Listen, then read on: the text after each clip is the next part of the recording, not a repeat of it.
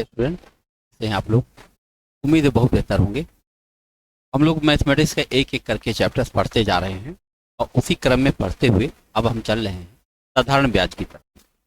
क्या होता है ब्याज, साधारण ब्याज क्या होता है, चक्रवृद्धि ब्याज क्या होता है, ब्याज के सवाल कैसे होते हैं, लगाए कैसे जाते हैं, पीछे का कॉन्सेप्ट क्या होता है, सब कुछ जानेंगे।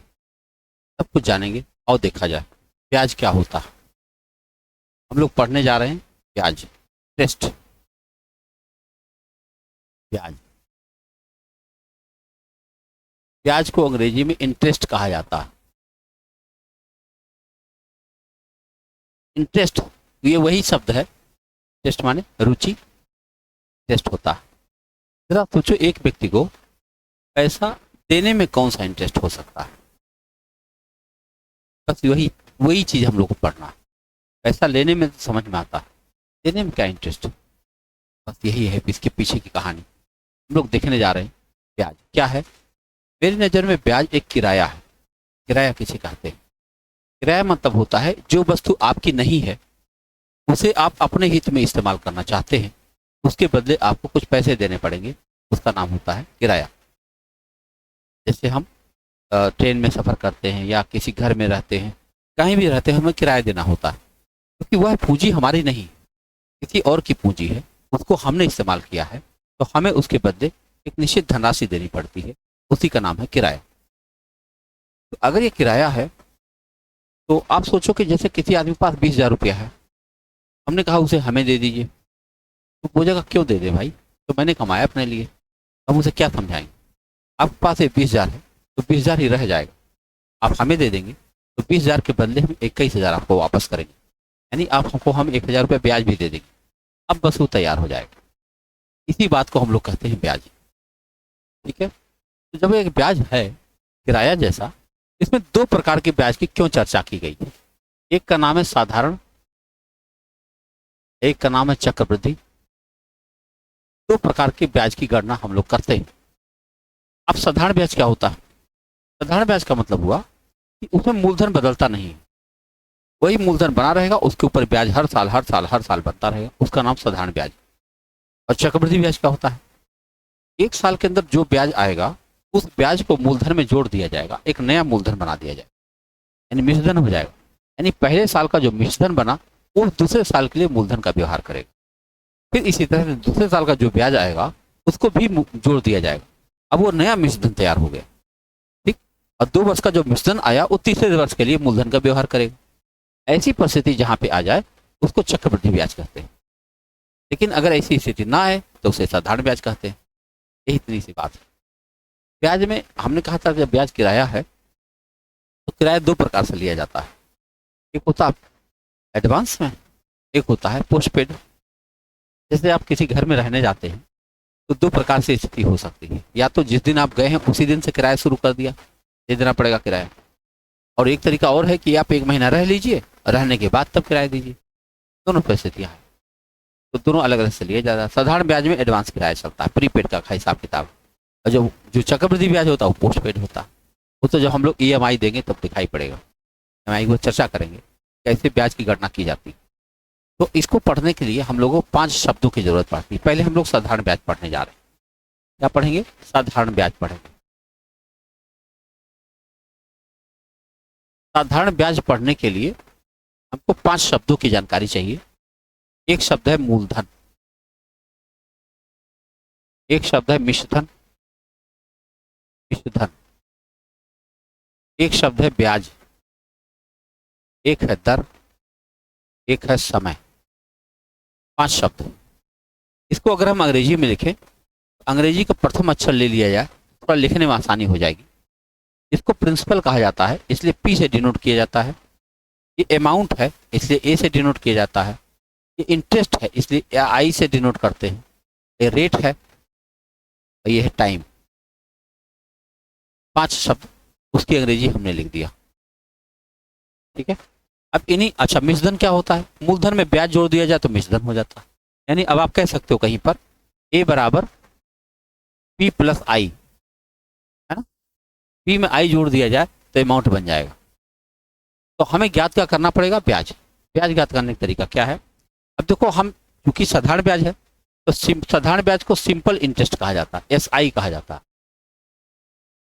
देखो SI बराबर क्या हो जाएगा, SI बराबर होता है P into R into T अपान 100, SI की वैल्यू। अगर इसको हम पक्षांतर करें तो 3 फार्मूले और हम क्रिएट कर सकते हैं, जरूरत नहीं है, एकदम बेसिक बात बता रहा हूँ। P बराबर SI इंटू 100 अपान R गुणा T। ऐसे ही अगर हम चाहें तो R की वैल्यू भी निकाल सकते हैं, SI इंटू 100 अपान P इंटू T। और अगर हम T निकालना चाहते हैं तो T बराबर होगा SI इंटू 100 अपान P इंटू R। इतनी बातें आपने देख ली और आप समझ सकते हैं ये सारी की सारी बातें इसी में से निकली। आप में से कई लोग सोचते होंगे चारों बातें लिखने की क्या जरूरत है, बिल्कुल सही बात, निकलता तो यहीं से सारे, लिखने में ही क्या बुराई है, लिख लेते हैं। अगर कोई चीज़ सीधे याद रहेगी ना बहुत जल्दी काम कर ले जाएंगे। हम लोग को समय बचाना बड़ा मुद्दा है, कोई भी काम करने में कितना कम समय लगेगा इसी पर हमारा सिलेक्शन टिका हुआ है। ज्ञान बहुत लोगों के पास में है, ना जान लीजिए आप। इलाहाबाद के अंदर तैयारी करने वाले जितने लोग हैं प्रयागराज के अंदर, वो कोई हल्के में नहीं है, बस समय का मामला है, बस समय, समय ने सबको परेशान किया है। किसी का समय खराब चल रहा है तो कोई समय से हल नहीं कर पा रहा। आओ देखा जाए, इसको हल करने में एक और नई बात की जरूरत पड़ेगी, वो भी मैं ही लिख देता हूँ। 73 के पहाड़े की आवश्यकता पड़ती है, 73 का टेबल, वो भी केवल 5 तक मैं लिख दे रहा हूँ, आप कहीं नोट कर लें। 73 दूना 146, 219, 292, 365। 73 का पहाड़ा, 73 दूना 146, 73 3 219, 73 चौका 292, 73 25 365। बस। क्यों पहाड़े की जरूरत पड़ रही है? पहाड़े की जरूरत इसलिए पड़ रही है कि अब बैंक जो है प्रतिदिन का ब्याज देता है। जितने दिन के लिए आपका पैसा बैंक में जमा होगा उतने दिन का ब्याज आपको मिल जाए।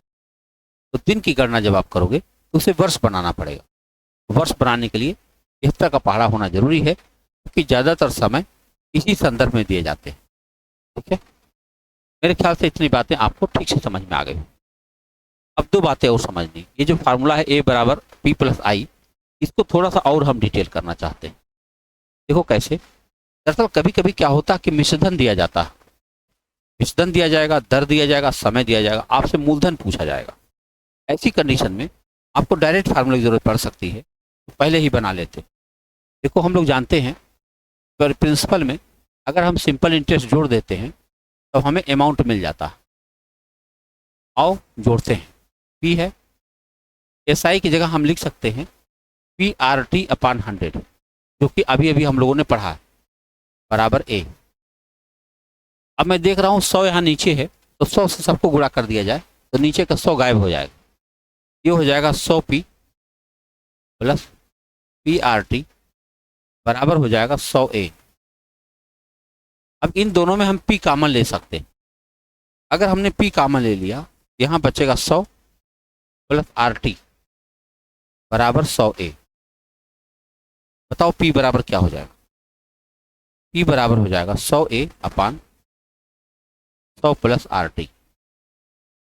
ये आपके पास एक फार्मूला बन गया जिसमें मिश्रधन से मूलधन ज्ञात करने की व्यवस्था है। मिश्रधन दिया जाएगा, उससे आप मूलधन ज्ञात कर सकते हो इस रास्ते से। बाकी रटना उठना बहुत अच्छी बात नहीं है, लेकिन अब चूंकि शुरुआत कर रहे हैं तो सारी बातें अब क्रम से देख लेंगे, आपके लिए ज़्यादा फायदेमंद होगा। गुना उना का सवाल तो मौखिक कर लेते हैं, उसके लिए कुछ करने की जरूरत नहीं है। अब एक चीज़ और है, इंस्टॉलमेंट पेमेंट होता है। कभी कभी बैंक जैसे जैसे सुदृढ़ होता जाएगा तैसे तैसे ये बैंक का EMI और सिस्टमेटिक होता चला जाएगा। अभी आप देख रहे हैं कि मोबाइल भी, छोटे छोटे आइटम भी आपको अब EMI पे मिलने लगा। ठीक है, अब समय ही आ रहा है धीरे धीरे इस सब कुछ एक साथ EMI पे मिलना शुरू हो जाएगा, तब विदेशों की तरह। विदेश की बात क्यों कर रहा हूँ, जो विकसित देश है उसका एक उदाहरण दे दूँ आपको। और यहाँ का उदाहरण एक देख लीजिए, उसके बाद आप देख लीजिए बैंक इसका कहाँ तक सक्सेसफुल है। हमारे यहाँ जब किसी व्यक्ति की नौकरी लगती है, मान लो 30,000 रुपये की नौकरी लगी, तो अपने लाइफ टाइम में वो कितने पैसे कमा लेगा पूरी जिंदगी नौकरी करने के बाद? उसके बाद कितने पैसे हो सकते हैं? उसके बाद इतने पैसे बचेंगे होंगे तो अपने 2 बच्चों का विवाह कर लेगा, तो एक छोटा सा घर बना सकता है और अल्टो टाइप की छोटी सी कार खरीद सकता है। ये है इसकी औकात। बात सही सही कह रहा हूँ? आप देखिएगा धीरे धीरे तो मैनेज करके देखिए। अब इसका मतलब उसकी उम्र तो अब 60 की हो गई है, अब उसको कार खरीदा गया, कार चला ही नहीं पा रहा, पहली बार पूरी जिंदगी बाइक पर बिता दिया है कि नहीं? यही चीज़ जब बाहर में अगर कोई जॉब लगती है, तो जिस दिन आपको ज्वाइनिंग लेटर मिलता है उसी दिन एक चाबी का गुच्छा भी मिलता है। उस चाबी के गुच्छे में आपका फ्लैट होता है, फ्लैट की चाबी, फ्लैट में सब कुछ बुक, चद्दर भी बिछा हुआ होगा, कुछ खरीदना नहीं है, बस जाके रहिए। दूसरी चाबी कार की है जो नीचे खड़ी है, पहले दिन से आप कार से अपनी ड्यूटी पर जाइए। अब कह सकते हो कि भाई इतना पैसा तुरंत क्यों दे दिया? दे दिया क्योंकि सर्विस तो लगी गई है, अब ईएमआई कटता रहेगा, यानी ईएमआई कटता रहेगा और पहले दिन से ही आप तमाम सारी सुविधाओं का इस्तेमाल कर पाएंगे। ये है कहानी बाहर की। अपने यहाँ पे धीरे धीरे डेवलप हो रहा है और निश्चित रूप से ऐसा समय आ ही रहा है, ज़्यादा दिन नहीं लगेगा। बहुत तेज गति से इस समय इसकी अर्थव्यवस्था चल रही है। दुनिया के हिसाब से अगर हम देखते हैं, अब अकेले देखते हैं तो लगता है धीमी प्रगति है, लेकिन जब पूरे संसार को एक साथ देखेंगे तब पता चलेगा कि बहुत अच्छी गति से हम लोग चल रहे हैं, निश्चित रूप से अच्छी जगह पे पहुंचेंगे। अब आप देखते हैं एक ईएमआई वाला सेक्शन, कैसे हम लोग उसके सवाल बनाते हैं। उसके लिए एक स्टेटमेंट लिख लीजिए। पहले स्टेटमेंट है, ₹1 के कर्ज को 8% वार्षिक दर से 8% वार्षिक दर से यन समान वार्षिक किस्तों में चुकाना है। यदि प्रत्येक किस्त का मान X रुपया है, यदि प्रत्येक किस्त का मान X रुपया है, तो कह करके एक नन्हा मुन्ना सा फार्मूला लिख रहा हूं, उसको आप नोट कर लीजिए। तो x plus x into r into 1/100 plus x into r into 2/100। अभी हम बताएंगे, लिखते चले जाइए बस। x plus x into r into 3/100 plus x into r into n-1/100 बराबर a। अब देखो यहां से यहां तक आप ब्रैकेट ले सकते हो। ये मैं समझाने के लिए बता रहा हूं, ये किस्त होती है, किस्त कैसे चुकाई जाती है इसको मैं समझाता हूं, ताकि ये फार्मूला ऐसे क्यों बना। सपोज करिए कि आपने 5x का कर्जा ले लिया, 1 2 3 4 5x आपने कर्जा लिया। इसे 5 समान वार्षिक किस्तों में चुकाने की इच्छा है आपकी। ये देखो, पहली किस्त, दूसरी किस्त, तीसरी किस्त, चौथी किस्त, पांचवी किस्त। मैंने बताया कि साधारण ब्याज का जो किस्त होता है वो प्रीपेड होता है, नहीं अगर आज आपने कर्जा लिया तो पहली किस्त आज ही आपको देनी पड़ेगी, वर्ष के शुरुआत में ही। अगर वार्षिक किस्त है तो वर्ष के शुरुआत में ही आपको किस्त देनी पड़ेगी। तो पहला किस्त तो आपने अभी के अभी दे दिया है, ये वाला। अगर तुरंत दे दिया है तो उस पर ब्याज क्यों लगेगा? केवल x देना पड़ेगा। देखो पहली किस्त केवल x है। अब जब 1 साल बीतेगा तो सारा पैसा यहां पहुंच जाएगा। अब की बार यह किस्त आप देना चाहते हो, ये देखो पहली है, दूसरी है, तीसरी है, चौथी है, पांचवी। पहली किस्त में आपने सिर्फ x रुपया दिया, दूसरी किस्त में अब आप x देने जा रहे हो, x तो देना ही पड़ेगा, प्लस उस पर 1 साल का ब्याज भी देना पड़ेगा। x रुपया तो देना ही है, प्लस x रुपये पर 8% दर से 1 साल का ब्याज भी देना है। क्लियर? आगे बढ़ेंगे। अब की बार हम तीसरी किस्त देने जा रहे हैं, ये वाला x देने जा रहे हैं। इस x पर देखोगे आप तो 2 साल का ब्याज देना पड़ रहा है। यानी तीसरी किस्त में आपको यक्स तो देना ही पड़ रहा है, प्लस यक्स रुपए पर 8% दर से 2 साल का ब्याज भी देना पड़ रहा है। देखो तीसरी किस्त है ये, तीसरी किस्त में 2 साल का ब्याज देना पड़ा। ऐसे ही चौथी किस्त में जाओ, ये है आपकी बार यक्स देना चाहता हूँ, तो चौथी किस्त में हमको 3 साल का ब्याज देना पड़ रहा है। ऐसे ही 5वीं किस्त में हमको 4 साल का ब्याज देना पड़ रहा है। तो 6वीं किस्त में 5 साल का ब्याज देना पड़ेगा, 10वीं किस्त में 9 साल तक का ब्याज देना पड़ेगा। तो बताओ nवीं किस्त में कितना साल का ब्याज देना पड़ेगा? n-1 साल का ब्याज देना पड़ेगा। देखा आपने, ये है आपका फार्मूला पूरा। देखने में आपको बड़ा लग रहा सवाल, लेकिन इतना बड़ा है नहीं। अभी जब हम उदाहरण करवाएंगे तब आपको लगेगा कि जो छोटा मामला है। तो जितना अभी तक आपने कुछ लिखा है ये साधारण ब्याज का बेसिक कॉन्सेप्ट है। अब इसी बेसिक कॉन्सेप्ट, एकदम बेसिक 0 लेवल जिसको आप कह सकते हैं, एक बच्चे को अगर बिल्कुल गणित नहीं आती है तो इस कॉन्सेप्ट से उसे गणित आने लगेगी, इतना समझ लीजिए। अब हम शुरू करते हैं छोटे छोटे प्रश्नों से, देखते हैं कैसे सवाल लगाए जाते हैं। क्लियर? आओ देखा जाए। पहला प्रश्न आपके सामने है। पहला प्रश्न हम ले रहे हैं 12,000 रुपए का 8% वार्षिक दर से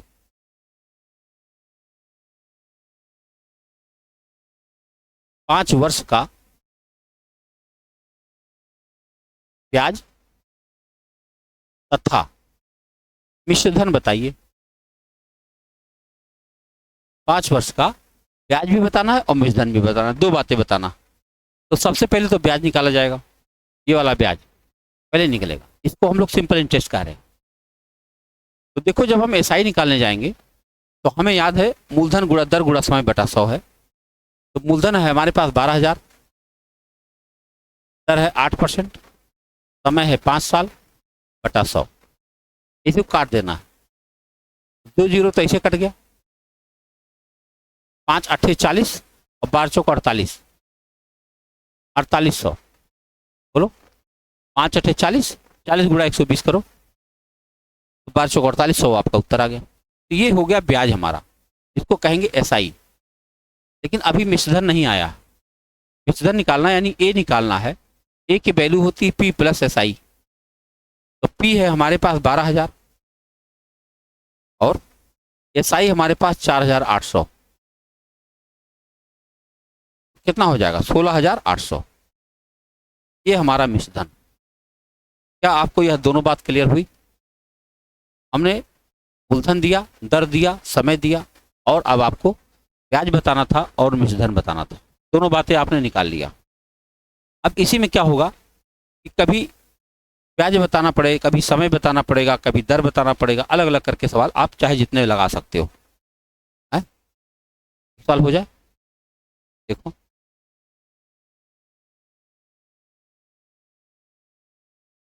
किस दर से, दूसरा सवाल देखो, किस दर से 5,000 रुपए का, तो 50,000 हो गया, 5,000 रुपए का 4% वार्षिक दर से, दर तो बता ही दिया, दर नहीं बताना है। हाँ, इस दर से, इस दर से 5,000 रुपए का 4 वर्ष में साधारण ब्याज, साधारण ब्याज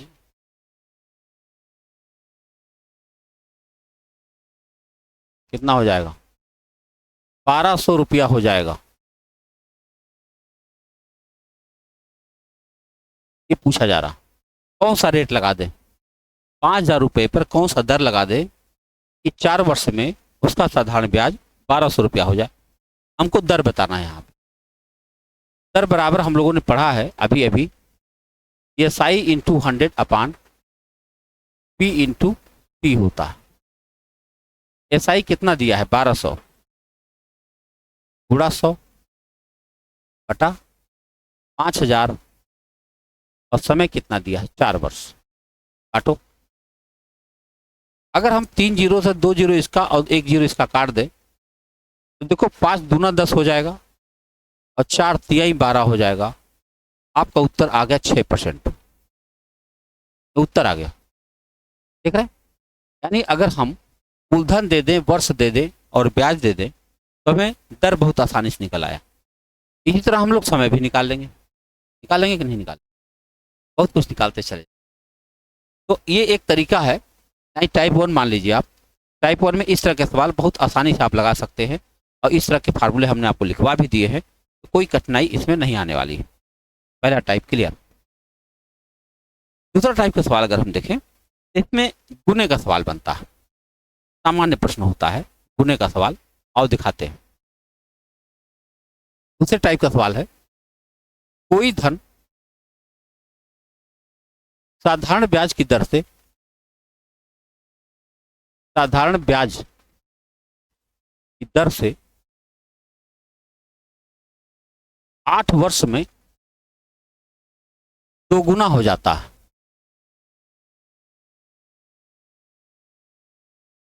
तो वही धन कितने समय में, तो वही धन कितने समय में 7 गुना हो जाएगा, ये पूछा जा रहा। कोई धन है जो 8 वर्ष में 2 गुना हो जाता है, तो कितने वर्ष में 7 गुना हो जाएगा, ये सवाल पूछा गया। लगाना कैसे है, देखो, ये मूलधन है, ये मिश्रधन है, ये ब्याज है, ये समय है। हमने इतनी बातें लिख लिया। हमने 1 रुपया जमा किया, हमारा धन 2 गुना हो गया, 2 रुपया जमा हुआ। हमने 1 रुपया जमा किया, हमारा धन 2 रुपया हो गया। ब्याज कितना मिला, 1 रुपया, और समय कितना लगा, 8 वर्ष, इतना दिया हुआ था। अब की बार हमारा धन 7 गुना होना चाहता है, यानी हम 1 रुपया जमा करेंगे तो हमें 7 रुपया मिलेगा। तो ब्याज कितना मिलेगा, 6 रुपया। अब आप बताओ, 1 रुपया ब्याज कमाने में 8 साल लगे हैं, तो 6 रुपया ब्याज कमाने में कितना साल लगे, 8 छक्के 48 वर्ष।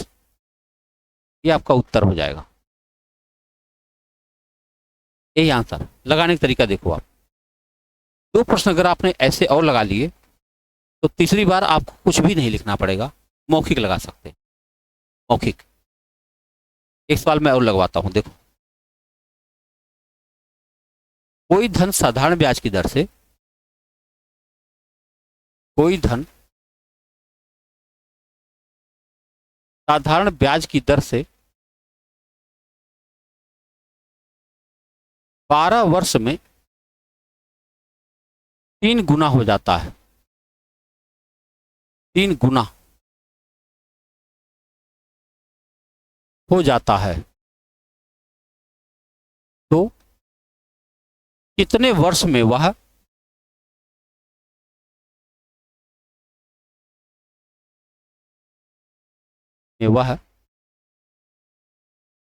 11 गुना हो जाएगा, यह सवाल पूछा गया।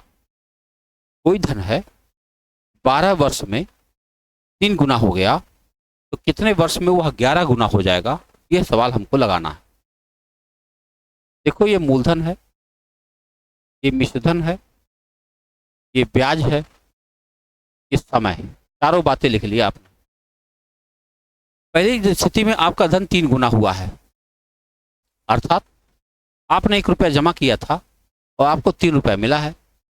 इस 3 रुपये में 1 रुपया आप ही का है, तो ब्याज कितना मिला, 2 रुपया। और 2 रुपया ब्याज करने में कितना समय लगा, 12 साल लगा। अब की बार जब आप 1 रुपया जमा करेंगे तो आपका वो धन 11 गुना चाहिए, तो 11 रुपया चाहिए आपको। इस 11 रुपये में 1 रुपया तो आप ही का है, तो ब्याज कितना मिला है, 10। अब जरा विचार करो आप, 2 रुपया ब्याज कमाने में 12 साल लगे, तो 1 रुपया ब्याज कमाने में 6 साल लग जाएंगे। 1 रुपया ब्याज कमाने में 6 साल लग जाएंगे, 10 रुपया ब्याज कमाने में 6 दाह में 60 वर्ष लग, ये आपका उत्तर बन जाएगा। बात क्लियर हो रही। ऐसे भी आप कर सकते हो, ब्याज 5 गुना हुआ है तो समय भी 5 गुना लग जाएगा। इतना सिंपल सा सवाल है। ऐसे सवाल के लिए जो फार्मूला बनाए गए हैं किसी काम के नहीं है, सीधे मौखिक सवाल लगा सकते हो, इतना आसान है ये सवाल लगाना, है ना। अभी थोड़ी देर पहले हमने एक ईएमआई पर बहुत बड़ा सा सवाल दिखाया आपको, पहले उसको भी लगा देते, उससे क्या होगा, रिस्क खत्म हो जाएगा, सबसे बड़ा कहानी हो चुका रहेगा। आओ देखा जाए कि उसको अगर हम लगाते हैं कैसे बनता है। तो देखो, 3600 रुपए के कर्ज को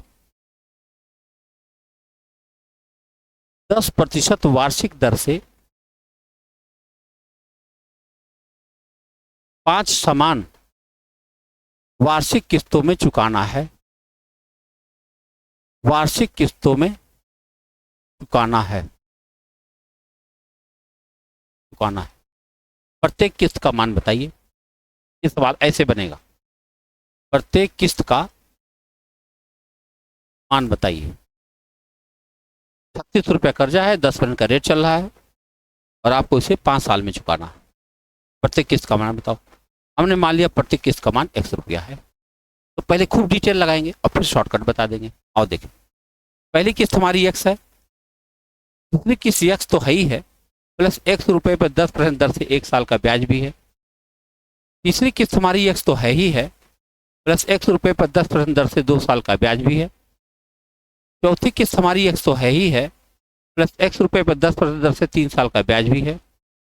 और पांचवी किस्त हमारी x है, 100 रुपये पर 10% दर से 4 साल का ब्याज भी है। इतना रुपया है और कुल हमें देना कितना, 3600। आप देखो भाई, बहुत बड़ा काम हो गया। इतना बार बार लिखेंगे तो समय बहुत ज्यादा लग जाएगा, नहीं लगेगा। ये जो अकेला 100 है, x है, इसको आप 100x बटा 100 लिख सकते हैं। ये देखो क्या हुआ, 100x और प्लस 10x, 110x बटा 100 ये हुआ। इसको देखो 100x और प्लस 20x, 120x बटा 100 ये हुआ। इसको देखो 100x और 30x, 130x बटा 100 ये हुआ। और उसके देखो 100x प्लस 40x, 140x बटा 100 हुआ, तो बराबर 3600 है। तो अगली बार जब सवाल आएगा तो देखो 10% किस्त थी, तो पहला तो 100 रहेगा, 110, 120, 130, 140 होता जाएगा। ऐसे अगर 15% रिस्क होता रेट, तो हमारा 115, 130, 145, 160 चला होता। 20% रेट अगर रहा होता, 120, 140, 160, 180 हुआ होता। तो यह बात आप ध्यान में रखेंगे, तो यह बड़ी वाली लाइन नहीं लिखनी पड़ेगी। अब चलो जोड़ा जाए, 0, 4, 3, 7, 2, 9, 1, 10, 7 से हुआ 1, ये हुआ 600। 600x बटा 100 बराबर है 3600। क्या हम इसको काट सकते हैं?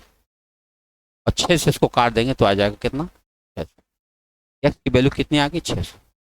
यानी अगर कोई व्यक्ति 600 रुपया प्रति वर्ष जमा करे, 600 रुपया, तो वह 5 किस्तों में 3600 का कर्जा समाप्त कर ले जाएगा।